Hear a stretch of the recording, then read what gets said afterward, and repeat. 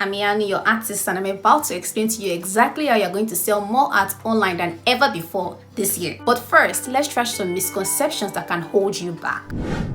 The first misconception, which is actually the most common misconception I hear from artists, is that people don't value art or people don't buy art consistently. Whereas this has a hint of truth in it, but this is also wrong. People don't value art as in the medium you use to create the art. For instance, acrylic oil, watercolor, pencils. They don't care about that. What they care about is the subjects that your artwork is around. If you create artworks around things that people care about, then you can be sure that people will value your art. But if you just created anything that comes to your mind, today you feel like drawing a horse, tomorrow you feel like drawing dog, next tomorrow you feel like drawing a human being, that can be fine in and of itself. But if you're doing that, your artwork is going to lack a general sense of cohesion, just going to lack direction, you're going to lack an ideal audience, and so you're going to be struggling to get sales.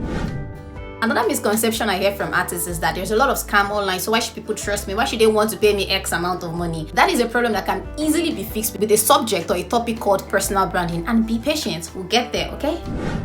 Another misconception I hear is that you can't make enough money from art to support yourself, so why give it your all in the first place? Why should I try? Why bother trying? Well, my answer to that is, if you want to make a living from art, you have to treat it as a business. Because basically with a business, it is garbage in, garbage out. What you put in is what you get. If you're not doing anything, you're not going to see results. If you're not treating it like a business, if you're not doing what business people do, you're not going to get the results business people get. Simple as that.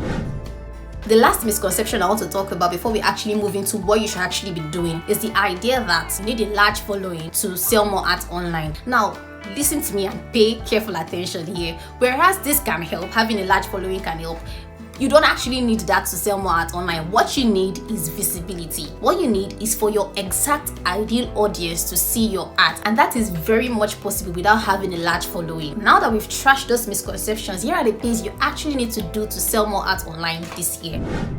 The first thing you need to be doing this year is you need to pick a niche and create niche art. Creating niche art is simply creating your artworks around a central theme or a central theme. And this theme must have a specific set of ideal audience or ideal set of people that it resonates with. Now, before you start asking me, well, if I'm creating niche art, doesn't that mean that I'm going to be exchanging my passion for just creating based on the money, based on the bag, based on the dough? Anyways, what I want to tell you is that I believe in a perfect blend of both. I believe that you can create art that you care about, you're passionate about, while still catering to a set of people who care about the same things that you care about. And that, my friend, is just the beauty of nature. That is where the key to making more money is online. The secret to owning a niche is having consistency in what your artwork is around, what your artwork says about the general theme, the general idea of your artwork. If you want to create anything that just comes to your mind, if you want to just freestyle your artworks today, your artwork is about awareness about pedophiles, and then it's about skin conditions the next day, and then it's about children the next day, that is actually totally fine. But the problem will come when you need to do your marketing, and you will not be able to control the key components or the key areas that should get you the sales. Once you've settled the central theme of what you want to create your artwork around, the next thing to focus on is your marketing. If this seems complicated or it sounds something that is big, or you're new to all of this, like it sounds marketing, and you're like, hey God, what's marketing? Don't worry, I've got you. I'm going to explain that. So marketing is simply visibility. If you have the best artwork in the whole wide world, it will not matter, it will not count if you're not getting seen, and if you're not getting seen by the right set of people. You can't just post your artworks wherever you post them and hope, pray, or wish that someone sees it. It doesn't work that way. You have to focus on controlling the things that you can control, and trust me, there are actually things that you can control. Some of the things that you can actually control are the channels with which your art Some of the things you can actually control are the channels through which your works get seen and the consistency with which they get seen. And there are different channels through which you can reach your ideal audience. For instance, we have social media. So with social media, you can reach people through content creation, through SEO, which is search engine optimization, and ads, which is advertising campaign. So this year, one of the things you need to put at the top of your bucket list is learning how content creation for artists work, how SEO works, how you can optimize all of these different channels to get you the best results. I, for one, I am a serial learner. I will learn my way through anything and everything. If I'm not getting results, if I don't have the knowledge I have, I am going to get it. I am going to learn it. If I have to pay, I would pay. You need to have that mindset if you're going to make things work for yourself. this year. And then we have online communities. These are places where your ideal set of people might be hanging out. So maybe Reddit, Discord, some certain Facebook groups, or some certain platforms where they are hanging out, and then you need to find out how to reach your ideal audience in those platforms or on those platforms. Then we have influencer marketing. Now this is something I used a lot last year, and I think I probably made, like, when it comes to commission, that's why I made the most money. I think since you would have a niche, or since you have a niche, you would work with an influencer that has an audience that is similar to your kind of audience. This person is going to be promoting your artwork to their audience, and you're not going to have issues because it's the same audience technically. So they'll just promote to that audience, you get paid, they get paid, so it's a win-win situation kind of thing. But of course, there's a lot that goes into influencer marketing beyond what I can say in one video, that is this video. But if you would like me to take a deep dive into influencer marketing for artists, then you can comment them below, comment them in the comment section. And if they are plenty, if the requests are making my head feel like I might consider it, and I will definitely make a video on that. There are also other ways that you can actually market your art online. Then we have these art websites or art sales websites. We have like Art Major, we have Etsy. I'm forgetting some other ones right now, but I don't use those, and I tend to focus on things that I can control or things that I've used or I am using. On the consistency part, it is all about volume. The more effort you put into your marketing, the more chances you have of being seen by your ideal audience, and the more chances you have of making sales. Let me tell you the beautiful thing about having a niche.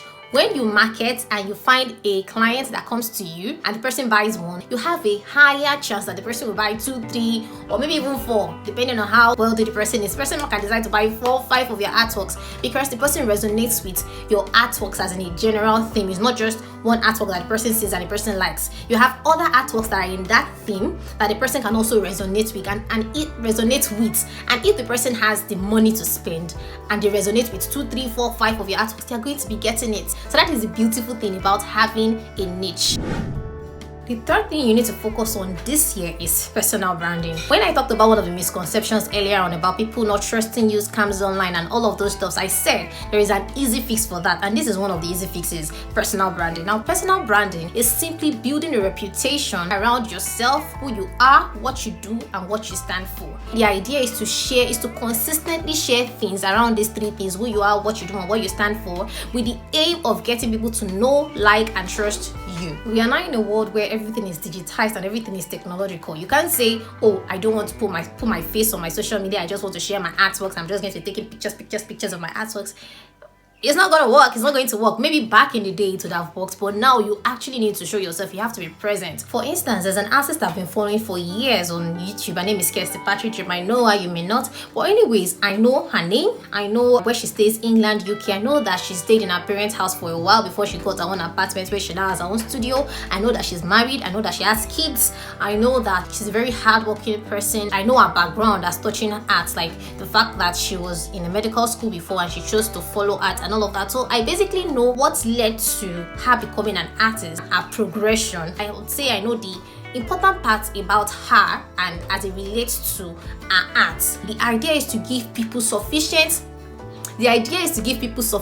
credible information so that they feel like, I know this person, even though they don't know every single detail about you. It's all about having a digital personality. Like I said, you don't have to share every single thing about you, just the portion or just a portion of your physical life as connected to what you do, that is your artwork. When it comes to myself, people know my name, they know where I'm from, Nigeria, they know where I stay, Ile-Ife. They don't know my apartment, of course, that is where I live. They know the things that I like, they know my background, like they know I like to pose, they know I like to cook, they know my background when it comes to art. They also know my goals and what I stand for, the fact that I'm a serial learner, and they know that, and the fact that I always say that the future belongs to those who act. So they know that I'm a big fan of taking actions. They know that I'm a Christian, but of course they don't know who I'm in a relationship with, they don't know my family members, they don't know other private things about myself. They only know the things that I've shared with them, and that is just all they need to know to make them feel like they know me. They don't need to share the fact that, oh, now I just bought a new car. If it's not like it was your art that got you that car, or something connected to your art that got you that car,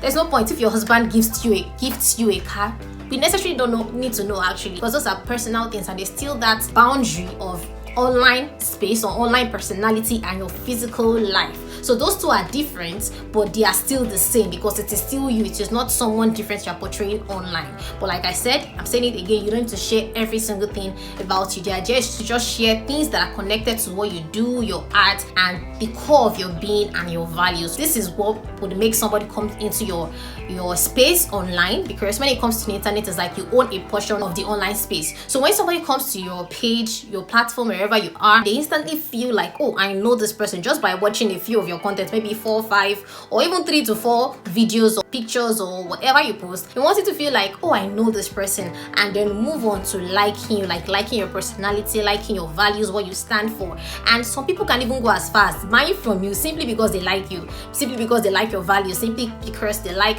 the kind of things you're doing on your space, not necessarily because they even need it, just because they like you. If you'd like me to do a specific video just on personal branding for artists, you can maybe leave that in the comment section and I'll see what I can do about that. So let's move on to the next thing, which is the last thing.